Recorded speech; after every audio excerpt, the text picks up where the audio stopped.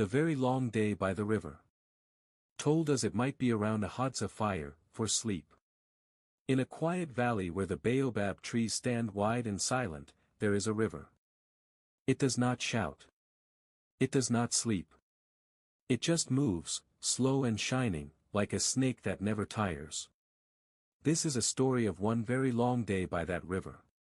It begins when the first bird called out to the dawn, and the mist curled over the water like breath from the mouth of the world.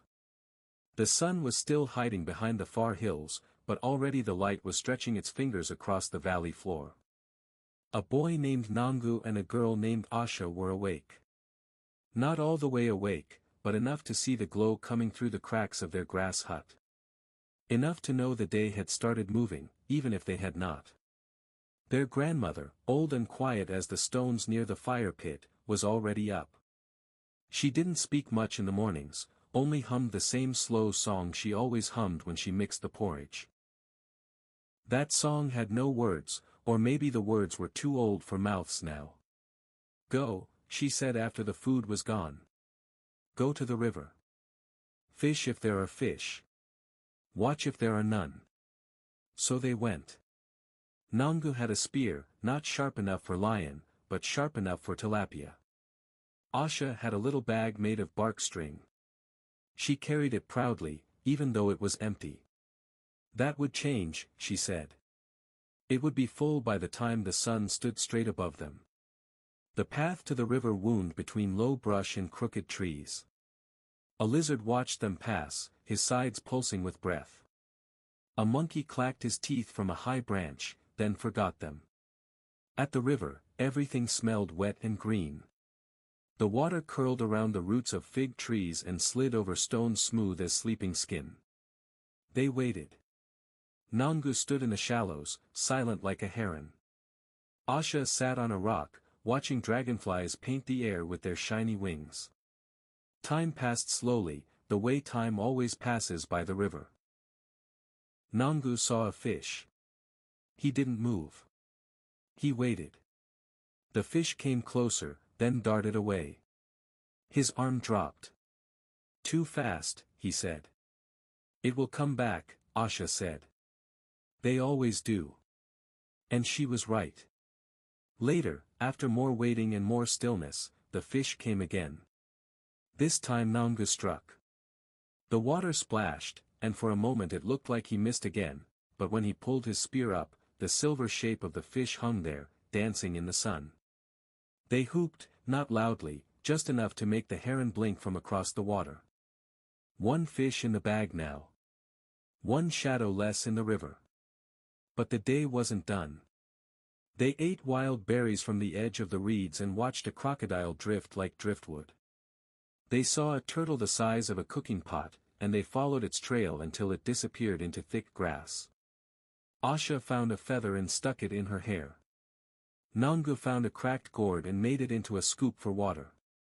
The sun climbed higher, then hung still and heavy in the blue sky. It was hot now. It was hot now. Even the wind had gone quiet. Everything in the world seemed to be sleeping, except the flies, and the river, and the two children who had decided that one fish was not enough. So they tried again. This time it was Asha's eyes that saw the shadow. She pointed. Nangu crept forward. Another fish. Another splash.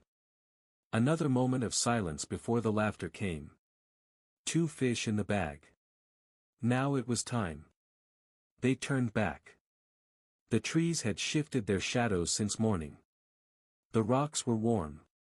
The monkey was gone. The lizard too.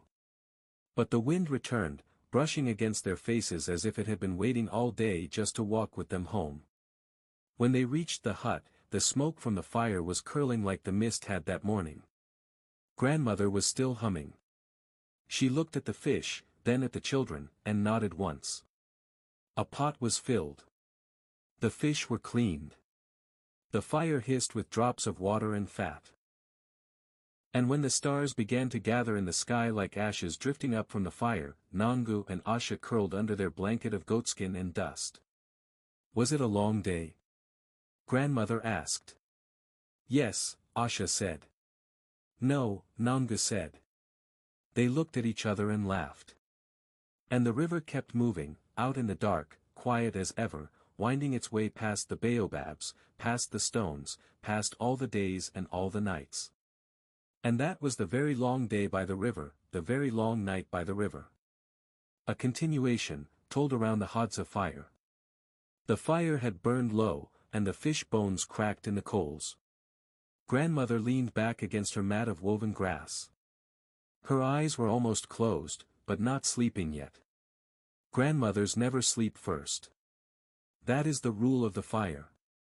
Nangu and Asha lay near her, bellies full, faces turned toward the sky. The stars were sharp and scattered like seeds across black earth. Tell us something, Asha said. Before the dreams come. Grandmother smiled without showing her teeth. You already lived your story today. But we want another, said Nangu. Another? She asked. Then I will tell you a night story.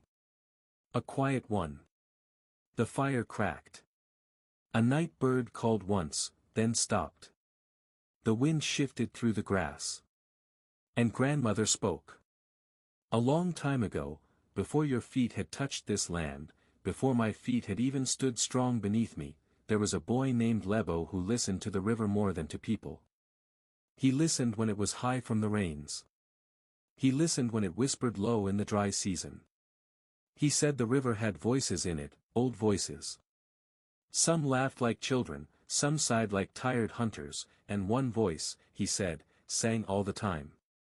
The people laughed. It's just water, they said. But Lebo didn't stop listening. One night, while the moon was small and the jackals were quiet, he heard a new voice. It was low and deep, like a drum played far away. It said only 3 words, come. Walk. Now. So Lebo got up. No one saw him go. He followed the river, barefoot and silent, with only the stars to guide him. He walked far. Past where the fish swim. Past where the frogs sing. Past where the river meets the stones that never move. There, under the biggest baobab, he found a woman made of water. Her hair flowed like reeds, her arms shimmered like moonlight on a pond. She looked at him, and her eyes were the color of deep water. You hear us, she said. Few do. Lebo nodded. We want a song, she said. A new one. One from your mouth. Lebo didn't know any songs. He had never made one before. But he opened his mouth anyway. And what came out was not a song he knew. It was a song the river had kept inside him, from all the years he'd listened. A song of fish scales and stone, of hippo bellows and dragonfly wings. A song of silence, and waiting, and driftwood dreams. When it was done, the woman nodded. She placed her hand on his chest. It felt cold and heavy and full of stars. Then she disappeared. Lebo woke at home. No one knew he had gone. But from that day, whenever he spoke, his voice sounded like water. And when he sang, only when the fire was very low and the moon was quiet, people stopped talking. Even the wind listened. That song was passed down, though we never sing it loud. It's for the night. It's for the river. It's for those who walk far enough to hear what most do not. Grandmother's voice faded. The fire had turned to glowing coals. Asha blinked slowly. Is that story true? She asked. Nangu didn't say anything. His eyes were already closed. Grandmother shrugged. You lived a day. Let Lebo live a night. Tomorrow, maybe you'll hear something new in the water. She looked into the flames, where the last bits of light danced. Sleep now. The river is still moving. And the stars turned above them, quiet and sure, as they always do. The morning the river spoke. Told at the fire, while the porridge is stirred. The coals were still warm from the night before. The sky was just beginning to turn pale, like a bird's egg cracked open to the morning. Grandmother stirred the pot. Nangu yawned without hiding it. Asha still had sleep in her eyes, the kind that clings like cobwebs. "The river is talking today," grandmother said softly. Asha sat up. "Is it speaking to us?" "Maybe," grandmother said. "But not in words. Not like ours." Nangu crawled closer to the fire. "Then how will we understand it?" Grandmother smiled. "With your feet. With your eyes. And if you're quiet enough, maybe with your chest." She tapped her own chest, right in the middle. "Stories go in here. Not just out of the mouth." They ate. The porridge was plain, but warm. The air smelled of dew and ash. Then they went, again, to the river. But something had changed. The water was higher, and it moved faster. The stones they stood on yesterday were now under water, and the tree where the dragonflies danced had a long ribbon of bark hanging from its branch, like a sign left by the wind. Asha pointed. The river grew. Nangu knelt and touched the edge. "It's colder." They sat and watched. And after a time, they began to notice things they hadn't before. There was a sound beneath the sound of water. A low, steady murmur. It wasn't just water rubbing over stone, it was more than that. It was like breathing. Like something was just under the surface, waiting, listening too. And then it happened. The water closest to the shore rippled, even though the wind had not moved. A small circle of calm appeared, smooth and still, like a window.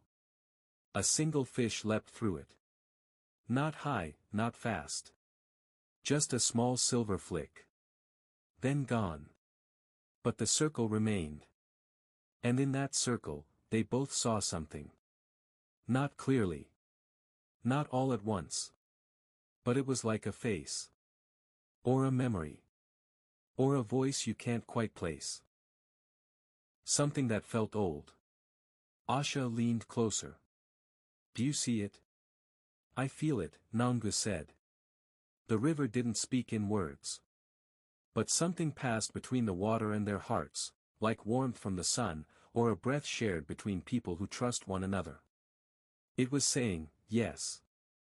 You are welcome here. Come often. Bring quiet. Leave with stories." Then the circle faded. The river moved on. On the way back, they didn't speak much. Nangu carried a flat stone he'd found, black and round, like a piece of night made solid. Asha picked a reed and twisted it into a ring, just to feel it in her fingers. At home, grandmother was still sitting, still humming. She looked up, saw the things they carried, and nodded. "You heard something," she said. "Yes," they answered together. "Then the day has already been good," she said. "You don't need to do much more." "But what was the face?" Asha asked. Grandmother looked out toward the trees. "Maybe it was yours. Maybe it was mine. Maybe it was the river remembering itself." And that morning ended the way many mornings do, quietly, with a full belly, and something new settled gently in the chest. The afternoon of the small giant. Told after the sun has passed its highest point. The sky was wide and heavy. Even the clouds had gone somewhere else. The heat pressed down like a sleeping animal, big and slow and in no hurry to move. Nangu and Asha lay under the shade of a fig tree near the river, their backs on dry grass, their hands behind their heads.